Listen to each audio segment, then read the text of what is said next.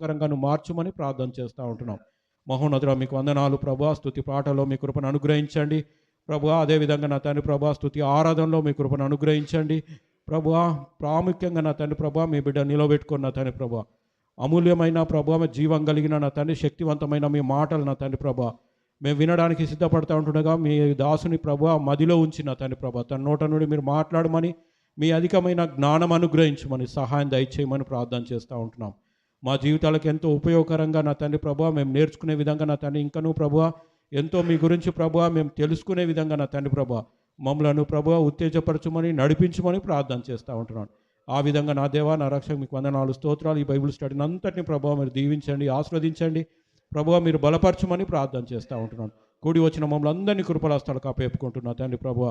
మా జీవితానికి ప్రభువా మీరు మేలు చేసే దేవుడవని కృప చూపించే దేవుడవని తగు కాలంలో ప్రభువా మమ్మల్ని ప్రభువా నిలబెట్టే దేవుడవని మీకు వందనాలు చెల్లిస్తూ ఈ కొద్ది సమయాన్ని మీ కృపలాస్తాలకు అప్పేపుకుంటూ యేసయ్య పరిశుద్ధ నామమున ప్రార్థన అడిగి బ్రతిమలాడి వేడుకుంటూ ఉంటున్నాను పరమ తండ్రి. ఆమేన్. ప్రార్థించే సోదరుల హృదయపూర్వక దేవుని దాసుల ముందు బాగా కావాలని వస్తున్నాను. కూర్చోండి పిల్లల సమయంలో సోదరులందరూ కూడా ముందు బాగానికి వచ్చినట్లయితే స్తుతి పాట పాడుతుంది. నేను పెద్ద పిల్లలు అందరూ తీసారా విషయం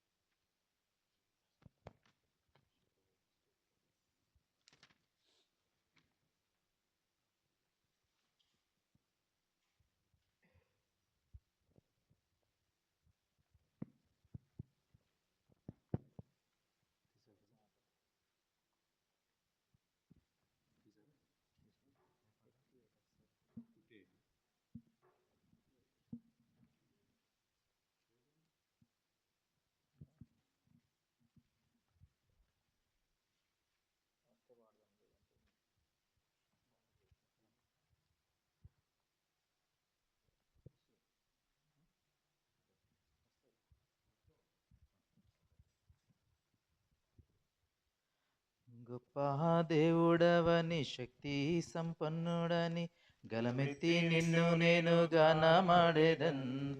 రాజుల రాజువని రక్షణ దుర్గమని నీ కీర్తి నేను కొనియాడేదన్. హల్లెలూయా నా యేసునాదా, హల్లెలూయా నా ప్రాణనాదా, హల్లెలూయా నా యేసునాదా, హల్లెలూయా నా ప్రాణనాదా. గొప్ప దేవుడవని శక్తి సంపన్నుడని గలమెత్తి నిన్ను నేను గానమాడేదన్. రాజుల రాజువని రక్షణ దుర్గమని నీ కీర్తి నేను కొనియాడేదన్. అద్భుత క్రియలు చేయువాడని ఆశ్చర్య కార్యములు చేయగలవని. అద్భుత క్రియలు చేయువాడని ఆశ్చర్య కార్యములు చేయగలవని. అద్వితీయుడవని ఆది సంబద్ధుడని ఆరాధించేదన్ నిత్యము నిన్ను. అద్వితీయుడవని ఆది సంభూతుడని ఆరాధించేదన్ నిత్యము నిన్ను. హల్లెలూయా నా యేసునాదా, హల్లెలూయా నా ప్రాణనాదా, హల్లెలూయా నా యేసునాదా, హల్లెలూయా నా ప్రాణనాదా. గొప్ప దేవుడవని శక్తి సంపన్నుడని గలమెత్తి నిన్ను నేను గానమాడేదన్. రాజుల రాజువని రక్షణ దుర్గమని నీ కీర్తి నేను కొనియాడేదన్. సాగరాన్ని రెండుగా చేసినవని, సాతాను శక్తులను తుంచినవని, సాగరాన్ని రెండుగా చేసినవని, సాతాను శక్తులను తుంచినవని, సర్వోన్నతుడవని సర్వసంపన్నుడని సాక్షాగీతం నే పాడెదను. సర్వోన్నతుడవని సర్వసంపన్నుడని సాక్షాగీతం నే పాడెదను. హల్లెలూయా నా యేసునాథా, హల్లెలూయా నా ప్రాణనాథా, హల్లెలూయా నా యేసునాథా, హల్లెలూయా నా ప్రాణనాథా. గొప్ప దేవుడవని శక్తి సంపన్నుడని గలమెత్తి నిన్ను నేను గానమాడేదన్. రాజుల రాజువని రక్షణ దుర్గమని నీ కీర్తి నేను కొనియాడేదన్. హల్లెలూయా నా యేసునాథా, హల్లెలూయా నా ప్రాణనాథా, హల్లెలూయా నా యేసునాథా, హల్లెలూయా నా ప్రాణనాథా. హల్లెలూయా. దేవునికి మహిమ కలుగాక. చక్కని పాట పాడిన సహోదరులకు ప్రభునామ హృదయపూర్వక వందనాలు. అలాగే నిలబడి ఉందో పిల్లర పరిశుద్ధ ధ్యానం నుంచి పాత నిబంధన గ్రంథము కీర్తన భాగంలో నుంచి ధ్యాన కీర్తన చదువుకుని ముందుకెళ్దాం పిల్లర. 24వ అధ్యాయము మొదటి నుంచి చివరి వరకు ఉత్తర ప్రత్యుతంగా మనం చదువుకుందాం.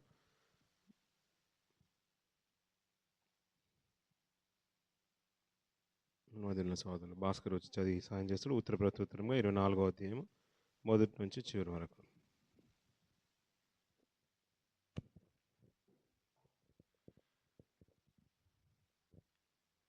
భూమియు దాని సంపూర్ణతయు లోకమును దాని నివాసులను యెహోవాయే.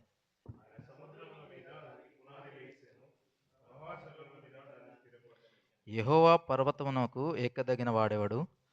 ఆయన పరిశుద్ధ స్థలములో నిలవదగిన వాడెవడు?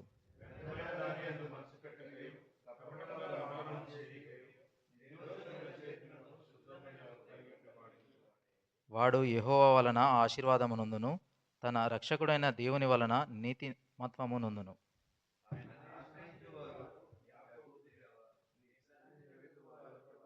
గుమ్మములారా మీ తలలు పైకెత్తుకొనుడి, మహిమగల రాజు ప్రవేశించినట్లు పురాతనమైన తలుపులారా మిమ్మును లేవనెత్తుకొనుడి.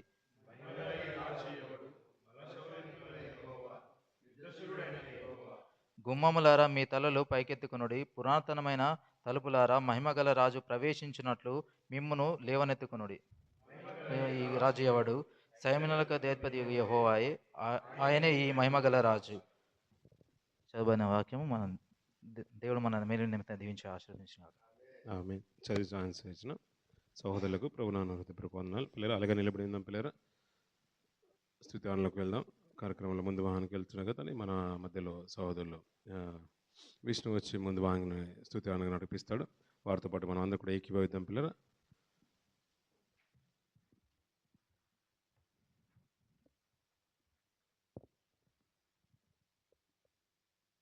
అందరం కళ్ళు మూసుకున్నట్లయితే మరి స్తుతి ఆరాధనకి వెళ్దాం. స్తోత్రం స్తోత్రం స్తోత్రం నాయనా ప్రభువా, పరిశుద్ధుడా, మహాగణుడా, గొప్ప దేవుడా, నీకు వందనాలు వందనాలు స్తోత్రాలు చెల్లిస్తున్నాను ప్రభువా. యేసురాజా నీకు వందనాలు వందనాలు ప్రభువా. ఆయనను ఆరాధించేవారు ఆత్మతోనూ సత్యముతోనూ పూర్ణ మనసుతో పూర్ణ హృదయముతో ఆరాధించవాలని సెలవిచ్చినటువంటి దేవానికి స్తోత్రం స్తోత్రం నాయనా. గొప్ప దేవుడా నీకు వందనాలు వందనాలు, స్తుతులకు పాత్రుడా, స్తోత్రార్హుడా నీకు వందనాలు నాయనా. నీకే స్తోత్రాలు చెల్లిస్తున్నాను తండ్రి. మహిమగల రాజ్యానికి వందనాలు తండ్రి. మృత్యుంజయడానికి వందనాలు. మృతిని గెలిచిన వాడానికి స్తోత్రం నాయనా. యేసయ్యానికి వందనాలు వందనాలు తండ్రి. ఇదిగో నా ప్రభువా, పరలోకం నుండి తండ్రి నీ తండ్రి సింహాసనము వదిలి తండ్రి భూలోకానికి దిగి వచ్చినటువంటి దేవానికి స్తోత్రం నాయనా.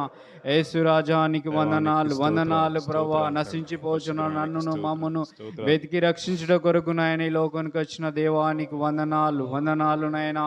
నీకే స్తోత్రం నాయన ప్రభువా. నేను మోయవలసిన పాప భారం అంతా తండ్రి నా కొరకు నా ప్రభువా నీకు స్తోత్రం నాయన. శిలువలో తండ్రి వేలాడబడి నాయన నీ రక్తం అంతా ఇచ్చింది చిన్న ప్రభువా. నా కొరకు ప్రాణం పెట్టి సమాధి చేయబడి తిరిగి లేచినటువంటి దేవానికి స్తోత్రం స్తోత్రం నాయన. యేసు రాజానికి వందనాలు వందనాలు తండ్రి. రాజులకు రాజా రాననేవాడా నీకే స్తోత్రం నాయన ప్రభువా. ఇదిగోన తండ్రి స్తుతులకు సింహాసనాసీనుడమైన వాడా నీకు స్తోత్రం నాయన. నిత్యము తండ్రి పరిశుద్ధుడు పరిశుద్ధుడని పొగడబడుచున్న దేవానికి స్తోత్రం నాయన. గొప్ప దేవుడానికి వందనాలు వందనాలు స్తోత్రాలు చెల్లిస్తున్నాను తండ్రి. దేవానికే స్తోత్రం స్తోత్రం ప్రభువా. పరిశుద్ధుడవు తండ్రి. గొప్ప దేవుడానికి స్తోత్రాలైన గడిచిన కాలం అంతా తండ్రి నీ రెక్కల చాటున ప్రభువా నన్నును మమ్మను కాపాడి రక్షించినటువంటి దేవానికి స్తోత్రం స్తోత్రం స్తోత్రం తండ్రి.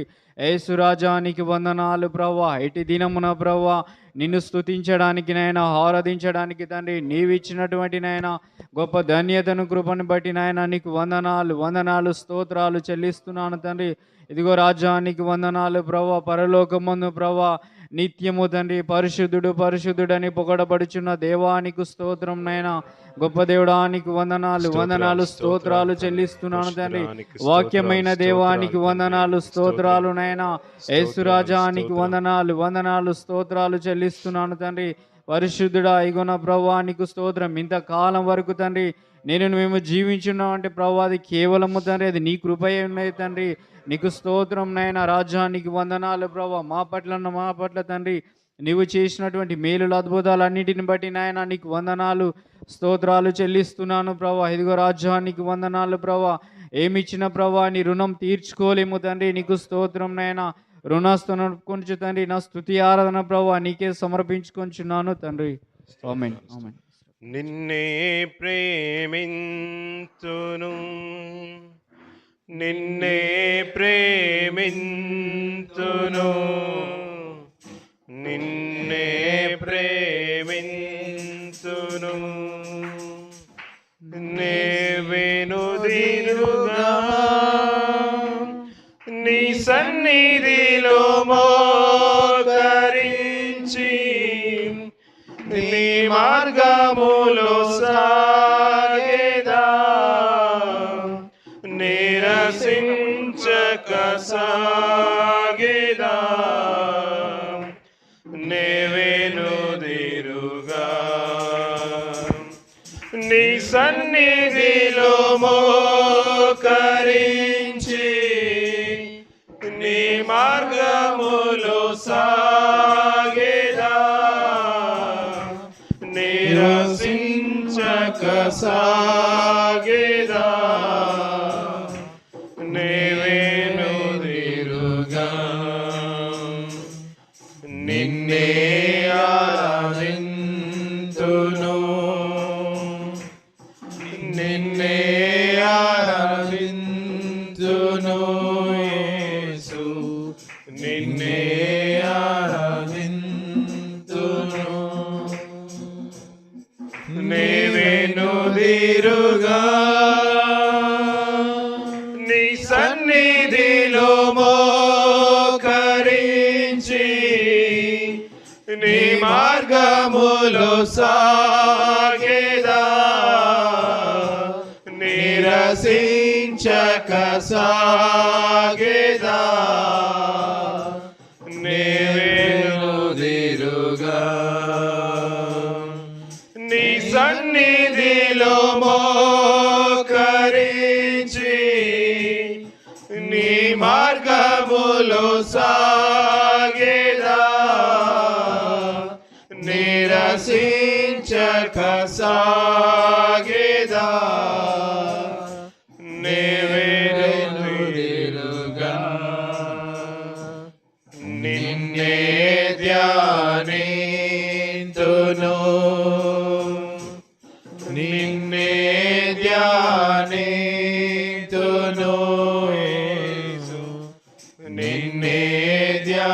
ధ్యానింతును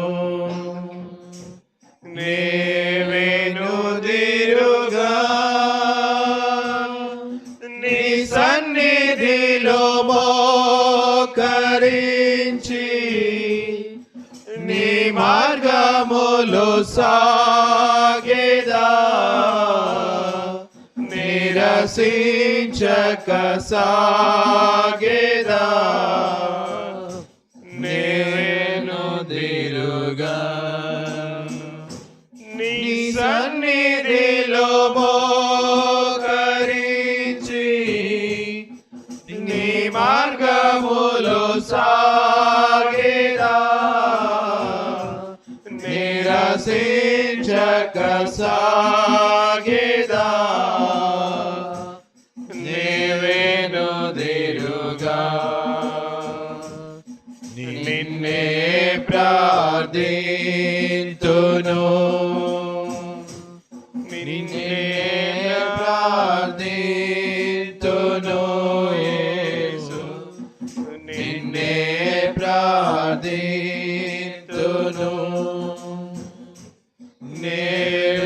నేనుదిరుగా నీ సన్నిధిలో మోకరించి నీ మార్గములో సాగేదా నిరసించక సాగేదా నేనుదిరుగా నీ సన్నిధిలో మోకరించి నీ మార్గములో సాగేదా నిరసించక సాగేదా నీవెనుదిరుగా నిన్నే సేవింతును నిన్నే సేవింతును యేసు నిన్నే సేవింతును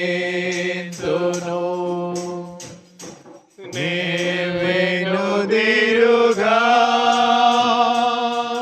నీ సన్నిధిలో మోకరించి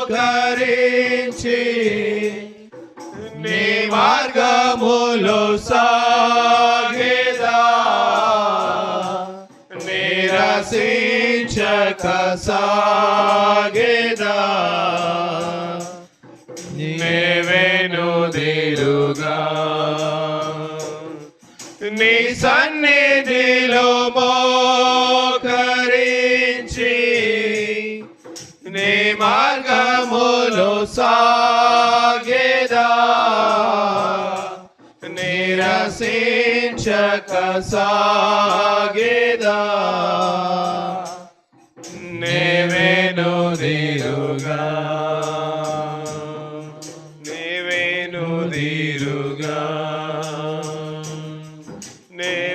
నీవెనుదిరుగా స్తోత్రాలు స్తోత్రాలు స్తోత్రాలు స్తోత్రాలు మానద్రానికి స్తోత్రాలు స్తోత్రమైన ప్రభువా పరిశుద్ధుడా పరిశుద్ధుడా మహోన్నతుడా నీకే వందనాలు వందనాలు వందనాలు స్తోత్రం స్తోత్రం యేసు రాజ్యానికి వందనాలు వందనాలు తండ్రి స్తుతులపైన ఆసీనుడైన వాడానికి వందనాలు వందనాలు తండ్రి స్తోత్రారుడానికి వందనాలు తండ్రి భూమిని పాదపీఠము ఆకాశము సింహాసనమును సెలవిచ్చిన దేవా నీకే స్తోత్రం స్తోత్రం స్తోత్రం స్తోత్రం నాయనా గొప్ప దేవుడానికి వందనాలు వందనాలు ప్రభా నా కొరకు మా కొరకు సమస్తమును చేసి ముగించిన దేవానికి స్తోత్రం నాయనా రాజ్యానికి వందనాలు వందనాలు వందనాలు తండ్రి ఆదియు అంతమునైన వాడానికి స్తోత్రం నాయనా మొదటివాడా కడపటివాడా నీకే వందనాలు వందనాలు స్తోత్రాలు చెల్లిస్తున్నాను తండ్రి యేసయ్యా నీకు వందనాలు వందనాలు ప్రభువా ఇదిగో తండ్రి ఈ జరగబో కార్యక్రమం అంతట్లో అయినా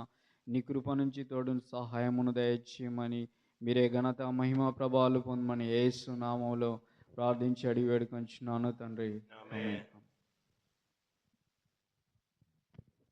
కూర్చుందాం పిల్లరా. చక్కని రీతిలో స్తుతిని జరిపించే సహోదరులకు మనందరి తరపున ప్రభునామ హృదయపూర్వక వందనాలు తెలియజేస్తున్నాను. ప్రియ సంగమా, ఈ సమయంలో మరి గతించిన వారంలో చెప్పబడిన పాఠ్యాంశం నుంచి సహోదరులు ఎవరన్నా ఒక 15 నిమిషాలు వాక్యాన్ని పంచుకున్నట్లయితే ముందు బాగా ఆహ్వానిస్తున్నాను.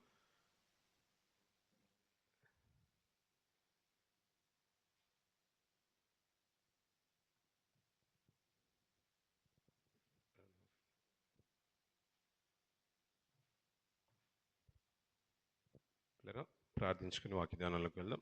వాక్యం అయితే ప్రార్థించవలసిందిగా తమ్ముడు ఎడ్విన్ ముందు బాగా ఆహ్వానిస్తున్నాను. వాక్యం అయితే ప్రార్థిస్తాడు. ఎడ్విన్ ప్రార్థించిన అనంతరం సోదరులు మెదక్ ప్రభాకర్ వచ్చి ప్రార్థిస్తారు.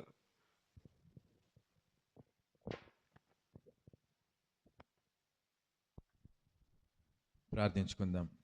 మమ్మల్ని మిక్కిలి ప్రేమిస్తున్న మా ప్రియ పరలోకపు తండ్రి, నీకు వందనాలు, స్తోత్రాలయ్యా. దయగల దేవ, కృపగల దేవ, సర్వోన్నతుడా, సర్వంతర్యామి, సర్వసృష్టికర్త అయిన తండ్రి మా యేసయ్య, నీకు స్తోత్రాలయ్యా. గడిచిన దినములన్నీ సజీవరకల కింద కాచి కాపాడి ప్రభా, ఇటు రీతిగా మరొక దినము మా జీవితంలో అనుగ్రహించిన భాగ్యాన్ని బట్టి నీకు వందనాలు. ఇంతవరకు స్తుతి పాటల ద్వారాను ప్రభా, ఇంతవరకు స్తుతి ఆరాధన ద్వారాను ప్రభా, మీరు మహిమ పొందుకున్న విధానం బట్టి నీకు వందనాలు, స్తోత్రాలయ్యా. మా ఆధ్యాత్మిక జీవితానికి ప్రభా, ఫలభరితంగాను ప్రభా, ఆత్మీయ జీవితాన్ని పెంపొందించుకోవడానికి ఇటు రీతిగా బలపరిచిన విధానం బట్టి నీకు స్తోత్రాలు అయ్యా. ముఖ్యంగా వాక్యదానంలోకి వెళుతుండగా నీ ఆత్మ, నీ సన్నిధి తోడుగా ఉంచండి. నీ దాసుడు ప్రభా విత్తబోవు ప్రతి మాటను ప్రభా మన ఉదయమైన పలక మీద రాసుకోవడానికి కృపచూపమని, నీ సహాయతను అనుగ్రహించమని ప్రార్థిస్తుంటున్నాను అయ్యా. ప్రకటనలో ప్రభా, ఇదిగో నా తండ్రి ప్రభా, యోహాను ఎట్టి రీతిగా దాని యొక్క వివరణ ఇస్తుంటున్నాడు ప్రభా. నీ దూతల చేత ప్రభా ఎట్టి రీతిగా దాన్ని వివరించి ఉన్నారు. దాని ఇంకా లోతైన మర్మాల చేత నీ దాసుడు ప్రభా బోధిస్తుండగాను ప్రభా, దాన్ని వినడానికి నేర్చుకోవడానికి కృప చూపండి, నీ సహాయతను అనుగ్రహించండి అయ్యా. అది దాన్ని ప్రభా ధ్యానించడానికి కృప చూపండి. ఇంకను ప్రభా మేము సిద్ధపడడానికి ప్రభా, నేర్చుకోవడానికి కృప చూపమని, నీ సన్నిధి తోడుగా ఉంచమని, ఇంతవరకు ప్రభా చేసిన సాయాన్ని బట్టి నీకు వందనాలు, స్తోత్రాలు చెల్లించుకుంటూ ఈ చిన్ని ప్రార్థన నజరేయుడైన యేసుక్రీస్తు పరిశుద్ధ నామమున అడిగి వేడుకుంటున్నాం పరమ తండ్రి, ఆమేన్.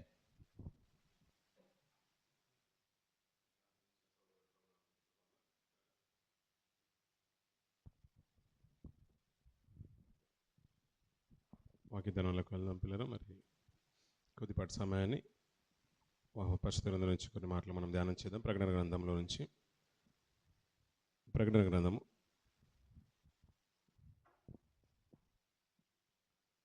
5వ అధ్యాయము మొదటి నుంచి 2 మాటలు చూసుకున్న తర్వాత ముందుకు వెళ్దాం పిల్లరా. ప్రకటన గ్రంథము 5వ అధ్యాయము మొదటి కొన్ని మాటలు మనం చూద్దాం పిల్లరా. లోపటను వెలుపటను వ్రాత కలిగి 7 ముద్రలు గట్టిగా వేసి ఉన్న ఒక గ్రంథము సింహాసనమందు ఆసీనుడై ఉండి వాని కుడి చేత చూచి తిని, మరియు దాని ముద్రలు తీసి ఆ గ్రంథము విప్పుటకు యోగ్యుడైన వాడిని ఎవడని బలిష్ఠుని ఒక దూత. సరిపోతుంది పిల్లరా, ఈ మాట సుపరిచితం అయిపోయింది. మనం ఇంచుమించు ఆల్మోస్ట్ 2 నెలలుగా ఇదే మాట మాట్లాడుకుంటున్నాం. కొన్ని ముద్రల గురించి మనం మాట్లాడుతున్నాం. ప్రకటన గ్రంథం కంటే ముందుగానే మన గల్తీలు రాసిన పత్రిక పౌలు గారు ఒక మంచి మాట మాట్లాడారు. నా శరీరమందు నా కొన్ని ముద్రలు కలిగి ఉన్నాను, ఇక నుంచి నన్ను ఎవరు బాధించొద్దు అనే మాటను మన లేఖన భావం నుంచి మనం ఆదరణ చేసుకొని కొన్ని విలువైన మాటలు మనం జ్ఞాపకం చేసుకుని, ఒక సమాజానికి, సంఘానికి, ఒక గుంపుకి ఒక గుర్తుగా ఒక ముద్ర కలిగి ఉంటుంది. మనం ఈ లోకంలో ఆలోచించిన ముద్రలు చాలా ఉన్నాయి. దేవుడు కూడా కొన్ని ముద్రలు ఇస్తున్నాడు. అలాగే అపవాది కూడా తన వంతు పాత్రను పోషిస్తూ తన వారిని కూడా ఏర్పరచుకుంటూ తన ముద్రను ముద్రించినట్టుగా ప్రకటన గ్రంథం నుంచి కొన్ని మన మాటలు మనం ధ్యానం చేస్తూనే వస్తున్నాం. అందులో భాగంగానే కొన్ని ముద్రలు కలిగిన ఒక గ్రంథము పరిశుద్ధుని చేతిలో ఉందంట, తండ్రి అయిన దేవుని చేతిలో ఉంది. దానికి 7 ముద్రలు కలిగి ఉన్నాయి అంటున్నాడు. 7 ముద్రలు ఉన్నాయి, అది గట్టిగా వేయబడింది. ఆ గ్రంథాన్ని విప్పుటకైనా కానీ చూసినా కానీ యోగ్యుడు ఎవరు లేని తరుణంలో యోహాను గారు ఆత్మవశుడై అది పద్మాస దీపంలో ఆయన ఉన్నప్పుడు దేవుడు చూపిస్తున్న దర్శనాన్ని, ఆయన లిఖితపూర్వకంగా రాస్తున్న మాటలు మనం ధ్యానం చేస్తున్నాం పిల్లలు. అందులో భాగంగానే ఆ గ్రంథాన్ని విప్పడానికి యోగ్యులు ఎవరు లేరంటే, ఎక్కడ లేరు అంటే అది పరలోకమందు కానీ భూమి మీద కానీ అంటే భూమి క్రింద కానీ పాతాళ లోకంలో కానీ ఎక్కడ కనిపించలేదు అన్నాడు. అలా కనిపిస్తున్నప్పుడు అతను దుఃఖ ముఖముడై ఉన్నప్పుడు బహుగా రోధిస్తున్నప్పుడు ఒక దూత బిగ్గరగా చెప్తుందంట, అయ్యా నువ్వు ఎందుకు ఏడుస్తున్నావు? ఒక దూత అంటే ఆ మాటను బట్టి భక్తుని బలపరుస్తుంది. ఆ గ్రంథాన్ని విప్పడానికి యోగ్యుడు ఒకడే కనబడుతున్నాడు. అది ప్రపంచ మానవుల్లో ఈ ముల్లోకల్లో యోగ్యుడైన వాడు యూదా గోత్రం నుంచి వచ్చిన ఆ యూదా గోత్ర సింహమే. గొర్రెపిల్లకి అంత యోగ్యత ఉంది, అటు యోగ్యత కలిగిన వాడు ఆయన ఉన్నాడు. ఇంకా దాని గురించి నువ్వు చింతాల్సిన అవసరం లేదన్నట్టుగా అతన్ని బలపరిచిన మాటలు మనం లేఖన భాగంలో మనం గతించే దినాల నుంచి మనం వింటూ వస్తున్నాం పిల్లరా. అలా విప్పుతున్నప్పుడు దానికి ఒక ప్రత్యేకమైన ఒక బృందమే కనబడుతుంది, అక్కడ ఒక ప్రత్యేకమైన సమూహమే కనబడుతుంది. ఆ వాతావరణం ఎలా ఉంది పరలోకంలో అంటే అక్కడ కోటాను కోట్ల దూతలు ఉన్నాయి, 24 పెద్దలు ఉన్నారు, పెద్దల సమూహం ఉంది. అంతేకాదు వారికి కిరీటాలు ఇవ్వబడ్డాయి.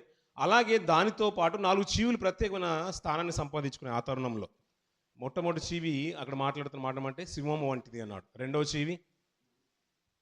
చీవి దూడ వంటిది. మూడవ చీవి మనుష్య ముఖము వంటిది. నాలుగవ చీవి పక్షిరాజు, ఎగురుచున్న పక్షిరాజు వంటిది. 4వ అధ్యాయం 7వ వచనం మనం చూస్తూ ఉంటాం పిల్లరా. ఇలా ముద్రలు విప్పుతున్నప్పుడు ఈ జీవులకు ఒక ప్రత్యేకత ఏంటంటే పిల్లరా, మన గతించిన వారంలో మనకు జ్ఞాపకం చేసుకున్న ఒక మంచి మాట, జీవి అనగానే ఒక జంతువుల్ని చూసినట్టుగానే చూడొద్దు. అది రూపకలంకరంలో పోల్చబడుతుంది, ఉపమాన రీతిగా పోల్చబడుతుంది. ఒక వస్తువుతో పోల్చుతున్నప్పుడు మనకు దాని కఠినమత్వము, దాని బాధ, అంతేకాదు దానికి ఉన్న తీవ్రత, అలా దానికి ఉన్న ప్రభావము, అధికారం ఎంత ఉందో మనకు అర్థం అవ్వాలి. ఎలా వచ్చింది, ఎండాకాలం ఎలా ఉంది గతించిన సంవత్సరం అంటే అయ్యి బాబోయ్ నరకాన్ని తలపించిందని అంటే దాని ప్రభావం ఏంటో మనకు అర్థమవుతుంది. ఇప్పుడు చలికాలం ఎలా ఉందంటే ఎముకలు చిట్లిపోతున్నాయి, ఎముకలన్నీ కూడా వణికిపోతున్నాయి అనే మాటలు చెప్తున్నంటే అది అంత తీవ్రత సంతరించుకుంది, అంత ప్రభావం మనుషుల మీద చూపిస్తున్న భావం మనకు అర్థం అవడానికి ఒక వస్తువుతో పోలుస్తున్నాం. అలాగే ఈ వాక్య భాగాన్ని అర్థం చేసుకోవడానికి గతించిన వారంలో మనం ఆదికాండంలో ఒక మంచి సందర్భాన్ని మనం జ్ఞాపకం చేసుకున్నాం. యోసేపు గారు ఆ తరుణంలో ఉన్న తరుణంలో ఫరోకు కలిగిన ఒక దర్శనం, సాక్షాత్తు 7 ఆవులు బలమైనవి కనబడుతున్నాయి, అలాగే బలహీనమైనవి కనబడుతున్నాయి. అది 7 కాలాలను సూచిస్తున్నది. బలహీనమైనవి బలమైన వాటిని తినేసే అన్నట్టు కనబడుతున్నది. అలాగే వెన్నెలు కనబడుతున్నాయి, వెన్నులు అలా పుష్టి కలిగినవి కనబడి పుష్టి లేనిది హీనత కలిగినవి ఉన్నాయి. అంటే 7 కాలాలను సూచిస్తుంది. రాబో తరాలు ఎలా ఉండబోతున్నాయి, రాబో కాలంలో ఏ రీతిగా కరువు రాబోతుంది, ఆ కరువు కాలంలో ఈ భూమి మీద ఎలాంటి సంభవింపబోతుంది, దాన్ని ఒక జంతువుతో పోలుస్తున్నాడంటే దాంట్లో ఉన్న తీవ్రత ఏంటో మనం వాక్య భాగాన్ని బట్టి మనం అర్థం చేసుకోవడానికి మనం ప్రయత్నించాలి. ఇక్కడ పోల్చబడుతున్న జంతువులు కూడా అక్కడ ఉన్న సందర్భం ఎంత అంటే అంతటి అధికారం ఉంటుంది. ఒక రాజు పక్షిరాజుతో పోల్చునంటే పక్షిరాజుకున్న ఒక విధానం ఏంటంటే అది ఎంతైనా ఎత్తుకు ఎగరగలుగుతుంది. అది ఎంత ఎత్తులో ఉన్నా కూడా కిందున్న చెట్లలో కనిపించే పాముల్ని సైతము, చిన్న చిన్న పక్షుల్ని సైతము, నీటిలో ఉన్న చేపల్ని సైతం దృష్టి పెట్టగల ఒక సామర్థ్యం, అంటే అంత చూపు ఉంటుంది దానికి. అంటే ప్రత్యేకమైన ఈ సింహంతో పోలుస్తుందంటే ఒక రాజు, జంతువులన్నిటిలో ఒక రాజు, దానికి బలం విషయంలో కానీ దానికి ఉన్న గర్జన విషయంలో కానీ అంత ప్రభావం కలిగిందనే భావము మన మనసులో ఉండాలి. అలాగే మిగతా జంతువులు అన్నీ కూడా చూసినా కానీ మనిషికి ఉన్న లక్షణం ఏంటంటే జంతువులో దేనికి లేని తెలివి మనిషికి దేవుడు అనుగ్రహించేస్తాడు. మిగతా జంతువులతో పోల్చుకున్నా కానీ మానవ అంటే ప్రతిదాన్ని కూడా సాధు చేయగలుగుతాడు. ఈ జీవులన్నీ కూడా అక్కడ ఉన్నాయంటే మనకు అర్థమయ్యేది ఏంటంటే అంటే దీనికి ఏదో ఒక ప్రభావం ఉంది, దీనికి ఏదో ఒక శక్తివంతమైన ఒక బలమైన ఒక హోదా దానికి ఇవ్వబడిందనే విషయం మనకు అర్థం అవ్వాలి. ఈ జంతువులన్నీ కూడా మనకు మళ్ళీ 7వ 6వ అధ్యాయంలో మనకు కనబడుతున్నాయి. ఒక్కొక్క ముద్రను ఆయన విప్పుతున్నప్పుడు మొట్టమొదటి ముద్రను విప్పినప్పుడు మొదటి చీవి కనబడుతుంది, రెండవ ముద్రను విప్పినప్పుడు రెండవ చీవి కనిపించింది, మూడవ ముద్రను గతించిన వారంలో మనం జ్ఞాపకం చేసుకున్నాం. కాబట్టి ఇప్పుడు 4వ ముద్రను గురించి మనం కొన్ని మాటలు మనం జ్ఞాపకం చేసుకుంటే ముందుకెళ్దాం పిల్లలు. 7వ వచనం నుంచి ఆయన 4వ ముద్రను విప్పినప్పుడు 6వ అధ్యాయం 7వ వచనం చదువుతున్న పిల్లలు, ఆయన 4వ ముద్రను విప్పినప్పుడు రమ్ము అని 4వ చీవు చెప్పుట వింటిని. ఆయన 4వ ముద్రను విప్పుతున్నాడు. అక్కడ ఎన్ని ముద్రలు ఉన్నాయన్నాడు? 7 ముద్రలు ఉన్నాయి. 7 ముద్రలో ఈ 4 చీవులు 4 ముద్రల వరకే కనిపిస్తూ ఉంటాయి. ఈ 4వ ముద్రను విప్పుతున్నప్పుడు 4వ చీవి వచ్చిందట. 4వ చీవి ఏది? పక్షిరాజు. పక్షిరాజు ఎగురుచున్న పక్షిరాజు అన్నాడు. పక్షిరాజు మళ్ళీ వృద్ధాప్యంకి వచ్చిన పక్షిరాజు కాదు, ఇది ఎగురుచున్న పక్షిరాజు అంటున్నాడు. దానికి ఎంత ఎత్తులో ఎగిరినా కానీ భూమి మీద ఉన్న ప్రతీది కూడా స్పష్టంగా కనబడుతుంది దానికి. ఆ పక్షిరాజు అక్కడ కనబడుతుంది. ఆ చెప్పుట వింటిని రమ్ము అని 4వ చీవి ఆ పక్షిరాజు చెప్పుట వింటిని. అప్పుడు నేను చూడగా ఇదిగో పాండుర వర్ణం గల ఒక గుర్రము కనబడెను అంటున్నాడు. ముందున్న గుర్రాలన్నీ కూడా ఒక రకమైన గుర్రాలు. మొట్టమొదటి గుర్రం ఏం కనిపించింది? ఎర్రని గుర్రం, తెల్లనిది, రెండవది ఎర్రనిది, మూడవది నల్లనిది. ఇప్పుడు పాండుర వర్ణము అంటున్నాడు పిల్లలు. పాండుర వర్ణం అంటే ఇది 2 రకాల కలర్స్ అన్ని మిక్స్ అయిపోతాయంట. ఆకుపచ్చ అలాగే పసుపు. మనం ఇప్పుడు అప్పుడప్పుడు అంటాం కదా ప్రేత కలలు అంటారు. ప్రేత కలరు ఇప్పుడు మనిషి పీల కలర్ వచ్చేస్తుంది. ఒక మనిషి చనిపోయిన తర్వాత ఒక 2-3 రోజులు అయిన తర్వాత కలర్ మారుతూ ఉంటుంది. అంతెందుకు పిల్లరా, కొంతమంది నెయిల్స్ మనం చూస్తూ ఉంటాం. బ్లడ్ రక్తహీనత తక్కువైనప్పుడు, హిమోగ్లోబిన్ తక్కువైనప్పుడు కొన్ని కలర్ అంతా కూడా ఎల్లో కలర్ నుంచి కొద్ది ఒక రకమైన కలర్లోకి మారుతూ ఉంటుంది. ప్రేత కలర్ అంటారు దాన్ని. రక్తహీనత ఎలాగైతే ఉన్నప్పుడు కలర్ అయితే ఏ రీతిగా మారుతుందో ఈ పాండుర వర్ణం కూడా అలాంటిది. గ్రీను ఎల్లో మిక్స్ అయితే ఎలాంటి కలర్ అయితే వస్తుందో ఈ పాండురంగం కూడా అలాంటిదే. ఆ పాండుర వర్ణము గల ఒక గుర్రము కనబడను. అంటే అలాంటి రంగు కలిగిన ఒక గుర్రం కనిపించిందంట. ముందున్న గుర్రాలు ఎలాంటి గుర్రాలు కనబడుతున్నాయో మనం చూసాం పిల్లరా. అవన్నిటి కూడా ఏంటంటే ఇది చివరికి అంటే ఒక్కొక్కరికి ఒక ఉద్దేశం, వారికంటూ ఒక పర్ఫెక్షన్ ఉంటుంది. అందరూ చాలా మంది ఏంటంటే ఈ సంఘం ఎత్తబడే కాలానికి ముందుగా గతించిన అంటే కొన్ని విధాలు ఒక్కొక్కరికి ఉద్దేశం ఉంది. ఎవరిని మన ఉద్దేశంతో వాక్యానుసారంగా బేస్ చేసుకుని మనం ముందుకు వెళ్ళాల్సింది. 6 దినాలు దేవుడు కష్టపడ్డాడు, 7వ దినాన విశ్రమించేశాడు. 6 దినాలు మనని కూడా పని చేసుకోమన్నాడు ఇశ్రాయేలుకి ఇచ్చిన నిబంధనలో. 7వ దినాన విశ్రమించమన్నాడు. అది విశ్రాంతి దినాన్ని శ్రద్ధగా ఆచరించమన్నాడు. అదే కాలక్రమాన మనం కూడా అదే విధానంలో మనం వెళ్తున్నాం. కానీ కాలాలు మారిన కొద్దీ ప్రతి దినము ఆయన దేవాలయంలో వాక్యాన్ని ప్రకటించుచుండెను అనే ప్రభువు మాదిరిగా తీసుకుంటే ప్రతి దినము లేఖనాన్ని ధ్యానించే విషయంలోనూ ప్రతి దినము ఆయన వెంబడించే విషయంలో మనకంటే ఇంకా బాధ్యత పెరిగిపోతున్నట్టు కనబడుతుంది. కానీ కాలక్రమేణా ఏంటంటే పిల్లలు ఇవన్నీ సూచనలన్నీ కూడా ఆ రోజు ఆదికాండంలో ఆయన కనబడిన ఆ కరువు గురించిన సందర్భము అది భూమి మీదకి తటస్థించబోతుంది. ఒక దేశం మీదకి రాబోతున్న కరువు, ఆ ప్రాంతాల్లో రాబోతున్న కరువు గురించి చెప్తున్నాడు. అలాగే ప్రకటన గ్రంథంలో కొన్ని విధమైన మార్పులు తీసుకొచ్చినప్పుడు ఏంటంటే ప్రపంచ మానవాళికి భూమి మీదకి రాబోతున్న ఒక సూచనలు మనకు అర్థమైపోతుంది. ఒక సైన్స్ అది ఎప్పుడో జరగబోతుంది. అది జరిగిందా, జరుగుతున్నదా, జరగబోతుందా, ఆ విధానం మనం ఆలోచిస్తున్నప్పుడు మనకు అర్థమైపోతుంది. ఆ సందర్భాన్ని ఆలోచిస్తున్నప్పుడు మనకు అర్థమైపోతుంది. కానీ 6 దినాలు 7వ దినము దీనికి ఎంత ప్రాధాన్యత ఉందో ప్రపంచ మానవుల్లో ఒక క్రైస్తవులే కాదు అనేక ఆయా మతాల్లో వారిలో ఉన్న కానీ వారికి ఒక ముద్ర ఉంది. వారి ఒక దృష్టిలో ఒక విధానం ఏంటంటే అది చివరి దశ. ఆ డూమ్స్డే అనేది ఒక వింతగా ఉండబోతుంది, అది భయంకరంగా ఉండబోతుంది. దానికంటే ముందు సాతాను ఈ లోకాన్ని ఏలుతుంది, 6 ఏండ్లు ఏలబోతుంది. అది 6,000 సంవత్సరాలకు సూచనగా ఉంది. 6 దినాలు ఎలాగైతే ఉందో అలాగే 6,000 సంవత్సరాలు ఈ భూమి మీద సాతాను అధికారం కలిగి ప్రవర్తిస్తుంది. అధికారం కలిగి ఉందా లేదంటే మనకు నిజంగా చెప్పాలంటే మనకు సాక్షాత్ ప్రభునేశ్వర శరీరధారిగా ఈ లోకంలో ఉన్నప్పుడు ఆయనకు చూపించిన ఆ దర్శనమే మనకు బాగా తెలుసు. ఆయన ఎత్తైన కొండ మీదకి తీసుకెళ్ళిపోవడం కానీ, యెరూషలేము దేవాలయం మీదకి తీసుకెళ్ళిపోవడం కానీ, ఇదన్నీ నాకు నమస్కరించినట్లయితే ఈ సమస్తాన్ని నేను నీకు ఇస్తాను, ఈ అధికారం అంతా కూడా నాకు ఇవ్వబడిందని అపవాది పలికిన మాటలు. అంతేకాకుండా అక్కడ ఇంకొక సందర్భంలో ఆయన శరీరధారిగా ఉండి లోకంలో సంచరిస్తున్నప్పుడు అపవాది వెంటనే అతన్ని కనుగొని, సర్వోన్నతుడైన దేవుని కుమారుడా, నీకు నాతో ఏం పని, నాకు ఇంకా కొంత కాలం ఉంది, నన్ను త్వరగా పాతాళంలోకి వెళ్ళుమని ఆజ్ఞాపింపొద్దు అని సాతాను విన్నవించుకున్న సందర్భాన్ని కూడా మనకు బాగా తెలుసు. ఈ రెండు దృష్టిలో పెట్టుకుంటే పిల్లరా, అపవాది కాలం చేస్తుంది. రాజ్యము దేవుందైనా, ప్రజలు తనవారైనా, సమస్తము ఆయన కలిగించిందైనా అపవాదికి కొంత సమయం ఇవ్వబడింది. ఈ మిగతా 4 గుర్రాల గురించి మనం 3 గుర్రాల గురించి మాట్లాడుకున్నాం. 3 ముద్రలు విప్పినప్పుడు అంటే ప్రపంచానికి దేవుడు తెలియజేయాలనుకున్నాడు. లోకంలో ఏం సంభవింపబోతుందో దేవుడు తెలియజేయాలనుకున్నాడు. అది భూలోకంలోనే సంభవించేది. భూమికి రాబోతున్న కరువులు అది జరిగినాయా, జరగబోతున్నాయా అనేది గతించిన దినాల్లో మనం విన్న మాటలను బట్టి మనకు అర్థమైపోతుంది. ఈ 4వ ముద్ర విప్పినప్పుడు కూడా ఒక గుర్రం కనబడుతుంది. అది పాండ్రవర్ణం అన్నాడు. ఇది కూడా ఎలాంటిదంటే ఈ భూమి మీద సంభవింపబోతున్న వాటిని సూచిస్తూ ఉంది. అది ఎలా ఉండబోతుంది? ఇప్పుడు 6,000 సంవత్సరాలు అన్నాడు. ఆ 7వ దినము ఒక సంవత్సరానికి సూచన అన్నారు. 6 దినాలు 6,000 సంవత్సరాలు అయితే 7వ దినము ఇంకొక సంవత్సరానికి సూచన అన్నాడు. ఆ 1000 ఏళ్ల పాలనలో పరిశుద్ధులు సంవాసంలో ఉన్నప్పుడు అప్పుడు సంభవింపబోతున్న ఈ శ్రమలు అని కొంత విభాగం చెప్పుకుంటున్నారు. అది క్రైస్తవ సమాజమే కాదు, బయటి తరం కూడా చెప్పుకుంటుంది.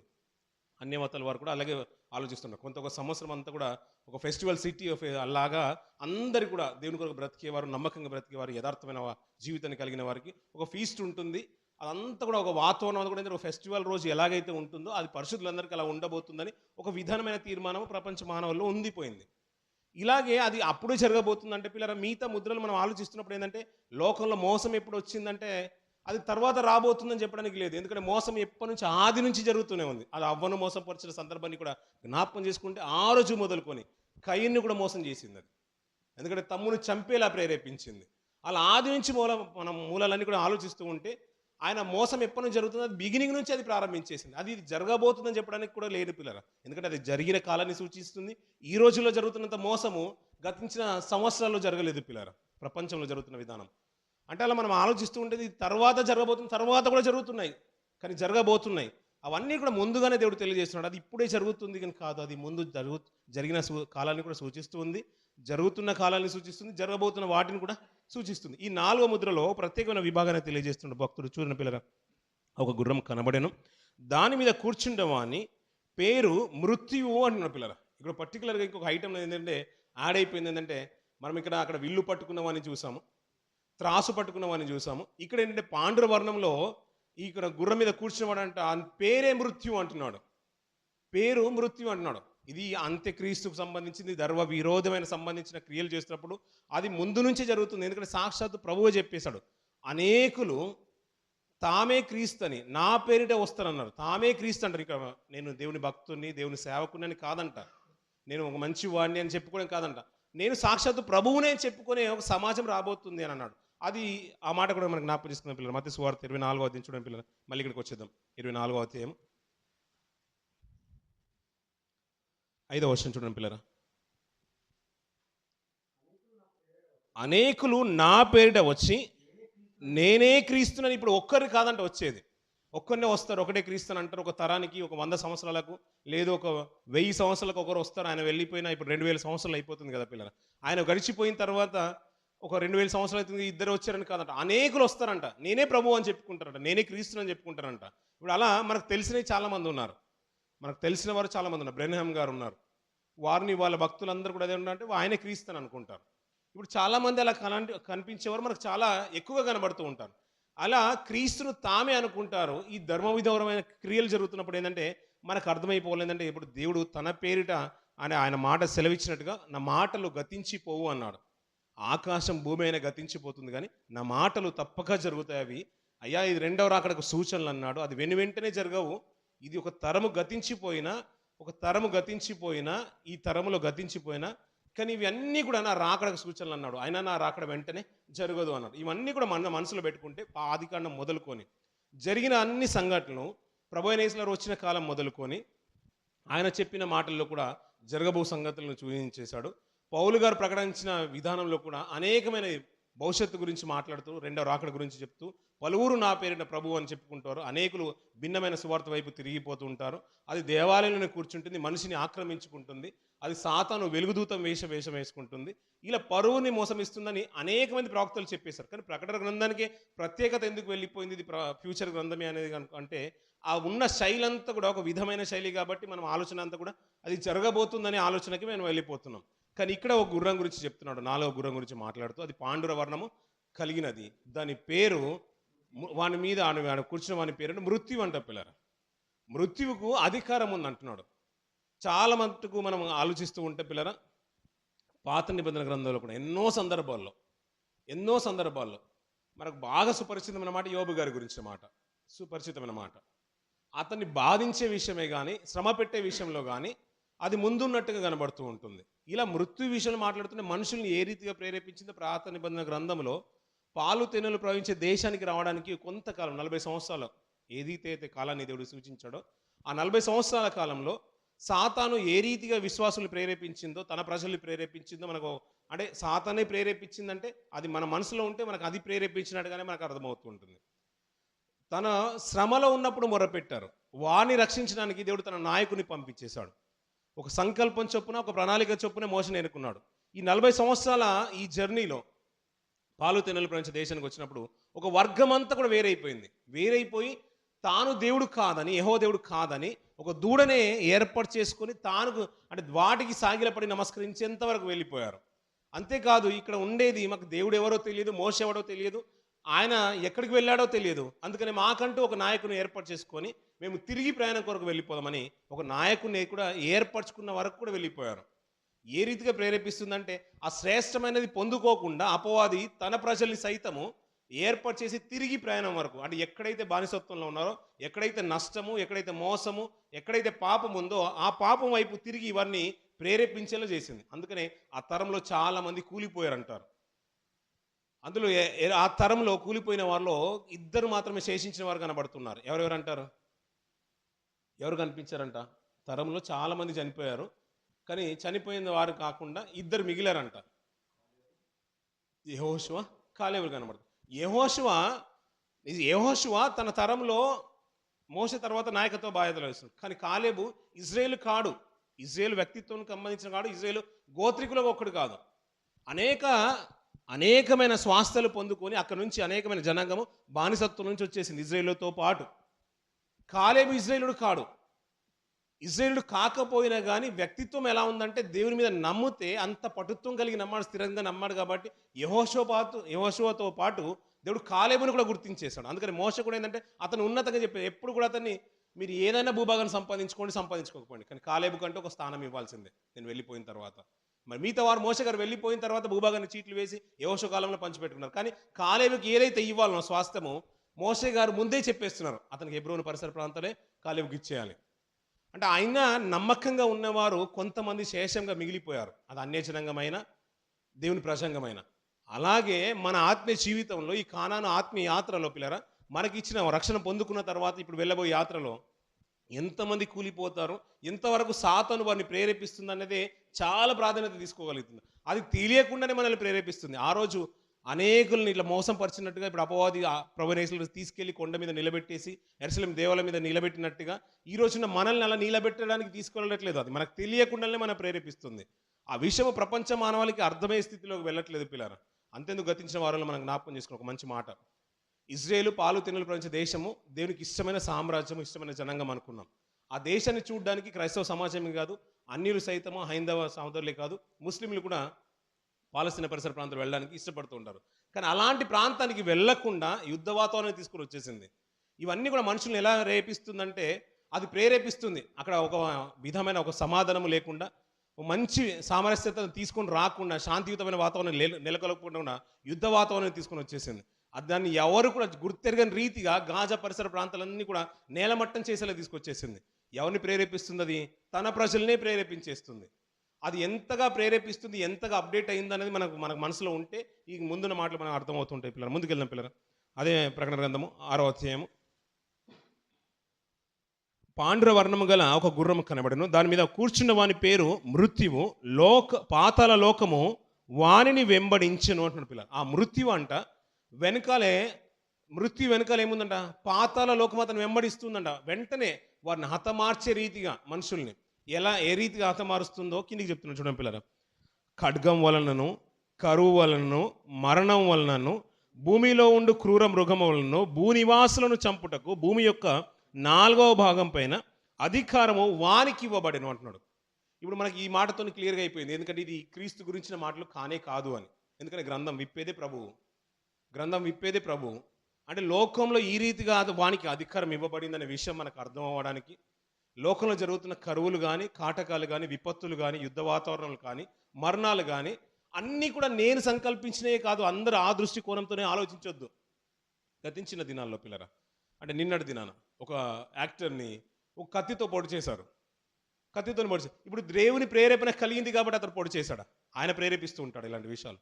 ఒక మనిషి యొక్క ఆలోచన ఎంతవరకు తీసుకెళ్ళిందంటే అతన్ని ఏదో ఒకటి ఆస్తిని ఆలోచించో, డబ్బును ఆశించో, మేలైంది ఆశించి లబ్ధి పొందుకోవడానికి ఒకరిని చంపడానికి సైతము ముందుకు తీసుకెళ్తుంది. ఆత్మ ప్రేరేపణ కలిగించేది, హృదయంలో పుట్టించేది అపవాది, చెడు ఆలోచన పుట్టించేది.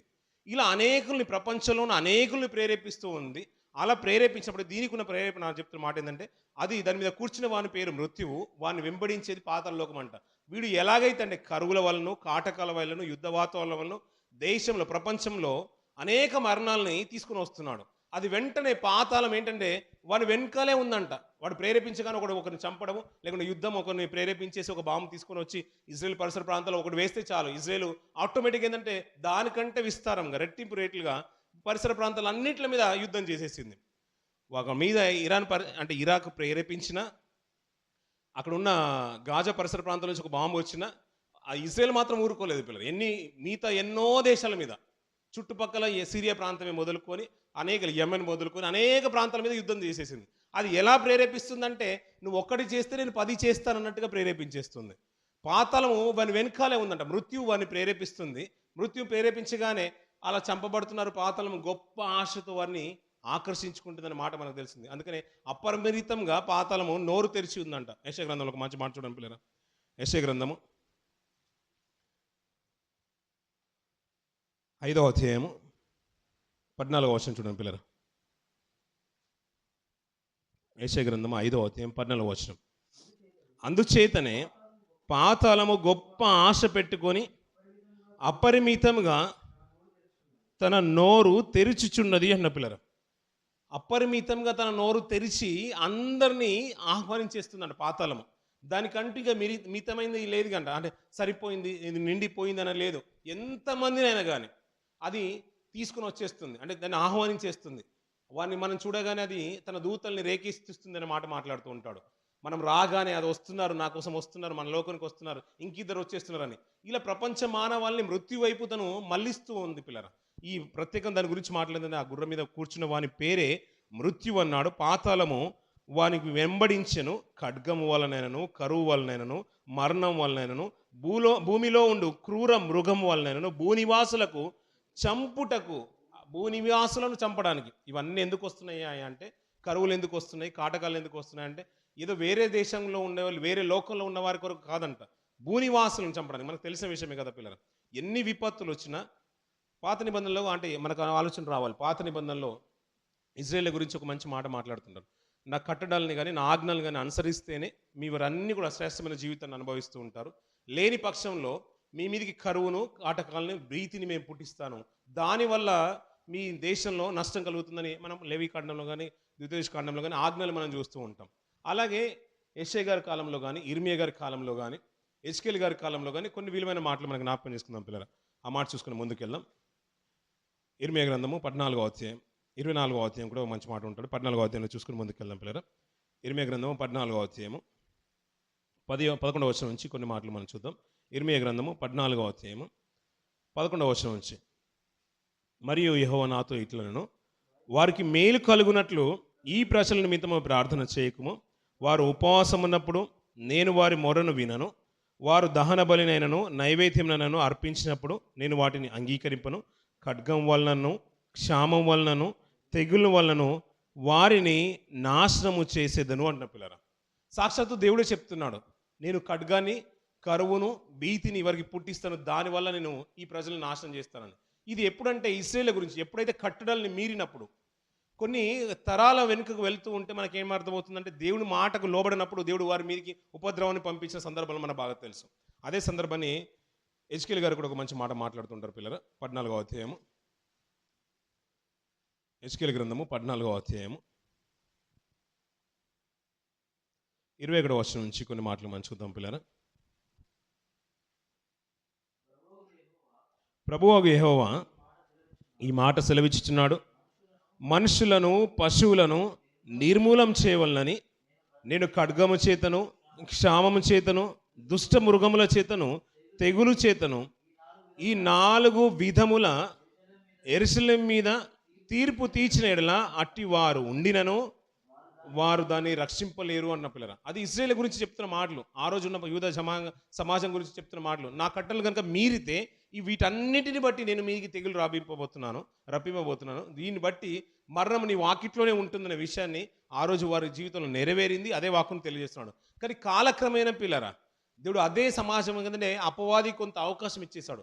లోకంలో జరుగుతున్న హత్యలు కానీ, మానబంధాలు కానీ, చెడు క్రియలు కానీ, మోసం కానీ, దగ కానీ, కుట్ర కానీ, ఇవన్నీ కూడా అపవాది ఒక మనిషిని ప్రేరేపించి చేసి వారి హృదయంలో వాడు నివాసం చేస్తూ దేవునికి వ్యతిరేకమైన కార్యకలాపాలు చేస్తున్నాడు. అలా చేస్తూ నేను దేవుని పనే చేశానని గంభీరంగా చెప్పుకునే విషయాలు మనం ఈ నాటి రోజుల నుంచి నేటి వరకు మనం చూస్తూనే ఉన్నాం పిల్లలు. మన యోహాను సువార్తలో కూడా మనం చూస్తున్నాం. ఒకరిని చంపి వారు దేవుని పరిచర్య చేస్తున్నాను, దేవుని మహిమార్థం ఇది చేస్తున్నానని గొప్పగా చెప్పుకునే తరుణంలోకి అపవాది వాడు ప్రేరేపిస్తుంది మనుషుల యొక్క హృదయాలు. ఇది మంచిది అంటున్నాడు, ఇది మా మతంలో ఉందంటున్నాడు, ఇది మా ధర్మం అంటున్నాడు. ఎందుకు? ఇంకొకరికి అన్యాయం చేసి. మరి అంటే మోసం అంతా కూడా ఇలా ప్రపంచంలో జరగబోతుంది. అలా ఒక్కొక్క ముద్రను విప్పినప్పుడు ఇది రహస్యాన్నే తెలియజేస్తున్నాడు దేవుడు. నిజంగా చెప్పాలంటే ఒక మర్మాన్ని తెలియజేస్తున్నాడు. అయ్యా, మొట్టమొదటి గుర్రం విప్పినప్పుడు నేను సమాధానం, నేను ఈ లోకంలో ఎలాగైతే తీసుకొని వచ్చేసానో వాడు కూడా సమాధానమనే వస్తాడు. వాడు మోసం ఏంటో, కుయుక్తి ఏంటో మీకు అర్థం అవ్వాలి. రెండవ ముద్రను విప్పినప్పుడు ఆ ఎర్రటి గుర్రాన్ని మనం చూస్తాడు. ఆ గుర్రం ఏంటంటే రక్తానికి సూచన. అలా ఖడ్గాన్ని తీసుకొచ్చి, ఒక ఉపద్రవాన్ని తీసుకొచ్చి, యుద్ధ వాతావరణాన్ని తీసుకొచ్చి అనేకులు చంపుతూ ఉంటాడు. అలా నేను వచ్చినట్టుగానే గుర్రం మీద వస్తూ ఉంటాడు. అలా ఈ ప్రపంచ మానవాళిని మోసం చేస్తుంటాడు. ఇది మీకు అర్థం అవ్వాలి, ఈ విషయాన్ని మన దాకా తెలియాలనే ఉద్దేశంతో ఆయన గ్రంథాన్ని విప్పుతున్నాడంట. మూడవ విషయంలో కూడా అంతే కదా. ఆ రోజు నల్లటి మోసం చేసే గుర్రము త్రాసు మీద కూర్చొని వచ్చేసాడంట పిల్లలు. ప్రపంచంలో ఇప్పుడు నేటికి అనేకమైన మోసాలు మనం చూస్తూ ఉన్నాం. నిజంగా బీదల్ని సైతము ఒక వస్తువును దాన్ని ఇప్పుడు మనం ఉన్న మాదక ద్రవ్యాన్ని మనం అమ్మే రేటు కంటే కూడా ఎక్కువగా దాన్ని చేసేసి కొంతకాలాన్ని తన స్టోరేజ్లో నిల్వ చేసుకొని అంత సామగ్రి అంతా అయిపోయిన తర్వాత ఇప్పుడు ఉల్లి రేటు పెరిగిపోయిందని, టమాటాల రేటు పెరిగిపోయిందని మనం చూస్తూ ఉంటాం. ఎంతవరకు అంటే దానికి కావాలని కొంతకాలం కొన్ని కంపెనీస్ వారు స్టోరేజ్లో, గోడౌన్స్లో పెట్టేసి అంత కరువు వచ్చిన తర్వాత, దగ్గరికి వచ్చిన తర్వాత దాన్ని రేట్ అమ్మి అంటే ఎక్కువ చేసి మరీ అమ్ముకునే స్థితిలోకి వెళ్ళిపోయింది. అంతా కూడా మోసపూరితమైన వాతావరణం ప్రపంచంలో ఉంది. ఆ విషయాన్ని మీకు తెలియాలనే ఉద్దేశంతో నిజంగా దేవుడు ఒక రూపక అలంకారంలో ఇలాంటి విషయాలన్నీ కూడా మనకు తెలియజేస్తున్నాడు. అలా 4వ గుణం గురించి కూడా చెప్తున్నాడు. అది మృత్యువయ్య అనేకుల్ని ప్రేరేపిస్తుంది. ఎలా ప్రేరేపిస్తుందో మత్తయి సువార్తలో మాట కూడా చూడండి పిల్లలు, 24వ అధ్యాయంలో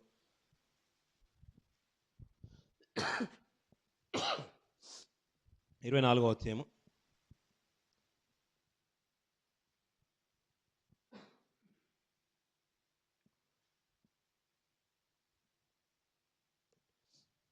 8వ వచనం నుంచి చూద్దాం పిల్లలు. అక్కడక్కడ కరువులను భూకంపములు కలుగును, ఇవన్నీ వేదనలకు ప్రారంభము. అప్పుడు జనులు మిమ్మును శ్రమపాలు చేసి చంపెదరు. మీరు నా నామము నిమిత్తము సకల జనముల చేత ద్వేషింపబడుదురు అంటున్నారు. ఇక్కడ మాట చూడండి పిల్లలు, జనం మీదికి జనము, రాజ్యం మీదికి రాజ్యం లేచును. అక్కడక్కడ కరువులను భూకంపములు కలుగును, ఇవన్నీ వేదనలకు ప్రారంభం. అంటే నేనే కలుగజేస్తాను ఈ వేదనలు అని చెప్పట్లేదు ప్రభు. అంటే ఇది ఒక అపవాదికి కొంత సమయం ఇచ్చేశాడు దేవుడు. వాడు ఏ విధం చేతనైనా కానీ తన ప్రజల్ని దేవునికి దక్కకుండా, ఈ ఆత్మీయ యాత్ర అన్నాం కదా, ఆత్మీయ కానాని యాత్ర అన్నాం కదా, ఆ ఆత్మ ఆ పరలోక రాజ్యానికి వెళ్లకుండా వాడు ఏ విధంగా ప్రయత్నాలు చేయాలో అన్ని విధాలుగా ప్రయత్నాలు చేస్తూ ఉంటాడు. అలా ప్రయత్నం చేస్తున్న తరుణంలో చెప్తున్న మాట ఏంటంటే, జనం మీదికి జనం లేస్తుండే, అక్కడక్కడ కరువులను భూకంపములు కలుగును, ఇవన్నీ వేదనలకు ప్రారంభం. అప్పుడు జనులు మిమ్మును శ్రమపాలు చేసి చంపేదరు. నేనే చంపుతాను అనట్లేదు దేవుడు. శ్రమలు పెట్టేది అంటే అపవాదికి అవకాశం ఇచ్చేసాడు కాబట్టి అపవాది ఎదుటివాడిని ప్రేరేపిస్తుంది. మీ మతంలోకి రారంట, ఇక్కడ ఉండి ఇంకొక మతాన్ని ప్రేరేపించే రీతిగా అలా చేసినప్పుడు ఏం చేయాలంటే వారు ఇక్కడ ఉండకుండా మీరు వెళ్ళగొట్టాలి, వారిని నష్టం చేయాలి, కష్టం చేయాలి, వారిని ఏ విధంగా అయినా హింసించడానికి అపవాది అన్ని విధాలుగా వారిని ప్రేరేపిస్తూనే ఉంటుంది. ఇవన్నీ కూడా ఎక్కడ అప్లై చేస్తూ ఉంటారంటే క్రైస్తవుల మీదనే అప్లై చేస్తూ ఉంటారు. చాలా ఇది మా ధర్మము అంటూ ఉంటారు. ఇలా దీన్ని బట్టి మనకు అర్థమయ్యేది ఏంటంటే ఇది వేదనలకు ప్రారంభము, ఇవన్నీ జరుగుతున్నాయి.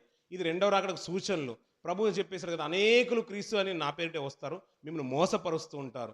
ఇవన్నీ కూడా మనకి ఏంటంటే ఒక రివీల్ చేస్తున్నాడు, దాని ఒక ముద్రను విప్పుతున్నాడు. అంటే మనకు అర్థమైందంటే ఒక పుస్తకం ఓపెన్ చేస్తున్నాడు అంటే దాంట్లో ఉన్న రహస్యం ఏంటనేది మనకు తెలియాలనుకున్నాడు. అది ఎప్పటి నుంచో ఆది నుంచి జరుగుతుంది. 2000 సంవత్సరాల క్రితమే ప్రభు తన సేవకుల ద్వారా మొదటి శతాబ్ద కాలంలోనే ఆ 100 సంవత్సరాల లోపే తన భక్తుడికి చూయించి ఇవన్నీ కూడా గ్రంథస్థం చేసి ఇది పరిశుద్ధ గ్రంథంగా మన ముందుకు వచ్చేసింది పిల్లలు. అది ఆ నాటి నుంచి జరుగుతూనే ఉంది. ఆ పరిస్థితులు మనం ఆలోచిస్తూ ఉంటే ఇది జరుగుతుందా లేదా మనకు అర్థమవుతుంది. అది పాతాళం అంట, దానికి మృత్యు వెంబడే ఉంటుంది. అంటే వాడు చంపగానే తీసి అక్కడ పాతాళంలో వేసేస్తున్నారని. ఎవరు చనిపోయినా పాతాళంలోకి వెళ్ళిపోవాల్సిందే. నీతిమంతులైతే నెమ్మది పొందే స్థలం, అనీతిమంతులైతే యాతన పడే స్థలంలోకి వెళ్ళిపోతున్నారు. అందుకు మనకు బాగా సుపరిచితమైన మాట లాజర్ గారి సందర్భం. ఇలా సాక్షాత్ ప్రభువు కూడా చనిపోయినప్పుడు ఎక్కడికి వెళ్ళాడు? పరదేశికి వెళ్ళినట్టుగా మనకు కనబడుతూ ఉంటుంది. అంటే అక్కడ తనతో పాటు వెళ్ళిన 2 దొంగల్లో ఒక దొంగ యాతన పడే స్థలానికి వెళ్ళిపోయి ఉంటాడు, ఒక దొంగనేమో అతనితో పాటు పరదేశికి వెళ్ళిపోయిన సందర్భం. అంటే ఎవరు చనిపోయినా అక్కడ వెళ్తున్నారు. కానీ అనేకులు చంపడానికి అపవాదం ఏంటంటే మృత్యువుగా ఉండి వారిని ప్రేరేపిస్తూ ఉంటుంది. దాని వెనకాల పాతలం వెనకాలే ఉంది. అది కరువు ద్వారా అవకాశాన్ని వినియోగించుకుంటుంది. అలాగే తెగుళ్ళని లోకంలోకి తీసుకుని వస్తుంది.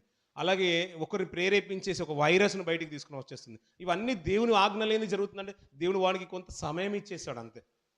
కొంతకాలము సమయం ఇచ్చేసి ఆ కాలంలో శతవిధాలుగా వాడు ప్రయత్నం చేస్తూనే ఉంటాడు ఒక మనిషిని దేవునికి దక్కకుండా చేయడానికి. ఇలాంటి ప్రయత్నంలో వాడు ఇంకా కొన్ని మాటలు చూసుకుని ఆ మాట చదువుకొని ముగించేద్దాం పిల్లలు. అదే ప్రకటన గ్రంథము 6వ అధ్యాయము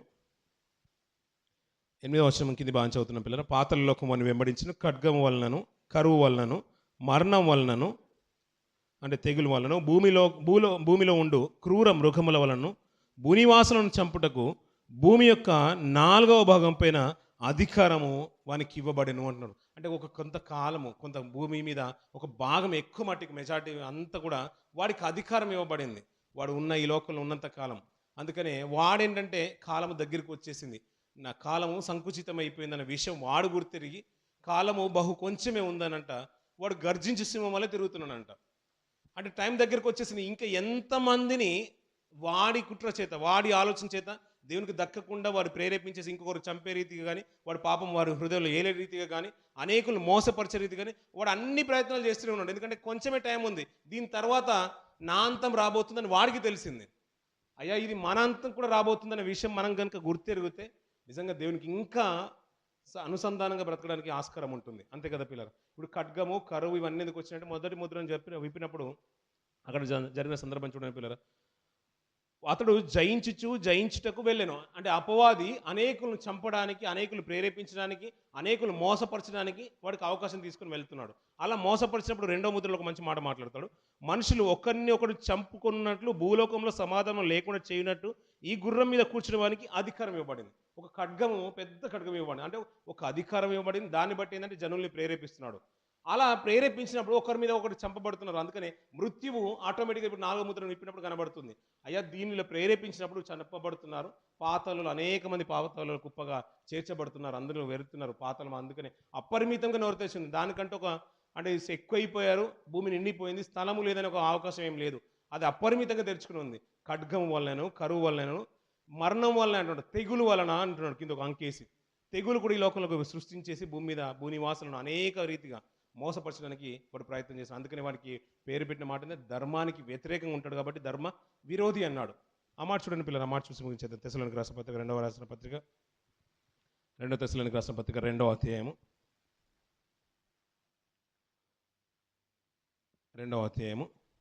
5వ వచనం నుంచి కొన్ని మాటలు నేను చదువుతున్నాను పిల్లలు. నేను ఇంకను మీ యొద్ద ఉన్నప్పుడు ఈ సంగతులను మీతో చెప్పినది మీకు జ్ఞాపకం లేదా? కాగా వాడు తన సొంత కాలమందు, దేవుడు అంటే చెప్తున్న మార్చడం పిల్లలు, దేవుడు వాడి గురించి చెప్తున్నాడు. అంటే వాడి గురించి బయలుపరచబడుతున్నాడు. అంటే అపవాది ఎంత కాలం అంటున్నాడు, వాడికి ఇవ్వబడిన కాలంలో సొంత కాలం, అంటే వాడికంటూ ఒక టైం కేటాయించేశాడు. ఆ కాలం ఏంటంటే ఒక అధికారం ఇవ్వబడింది అన్నాడు కదా. 4వ భాగం, భూమి మీద కొంత భాగం 4వ భాగాన్ని అధికారం ఇవ్వబడింది, వానికంటూ కాలం ఇవ్వబడింది. ఆ కాలం అంటున్నాడు. వాడు సొంత కాలమందు బయలుపరచబడినని వాణ్ణి అడ్డగించినది ఏదో అది మీరు ఎరుగుదురు. వాడిని అడ్డగించేది ఎవరు? దేవుని కలిగిన మనమే వాడిని అడ్డగించగలుగుతాం. ప్రభువే అడ్డగించగలుగుతాడు. ఆ ప్రభువుని కలిగిన మనము వాడిని అడ్డగించగలుగుతాం. కానీ వాడు సొంత కాలంలో అనేకుల్ని ప్రేరేపించడానికి కూడా ప్రయత్నాలు చేస్తూనే ఉంటాడు. ధర్మ విరోధ సంబంధమైన మర్మము ఇప్పటికే క్రియ చేయుతున్నది. అపవాది ఇప్పటికే కార్యం చేస్తున్నాడు. ఇది జరగబోయేది కాదు, అది జరిగిపోయిన కాలాలు ఎన్నో సందర్భాలు ఉన్నాయి పిల్లల.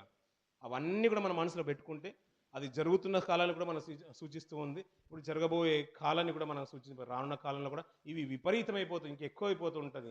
వాక్యమే కరువైపోతున్న సందర్భాలు కూడా మనం రాను చూడబోతున్న మన విషయాలు గ్రంథాన్ని బట్టి మనకు అర్థమవుతున్నాయి.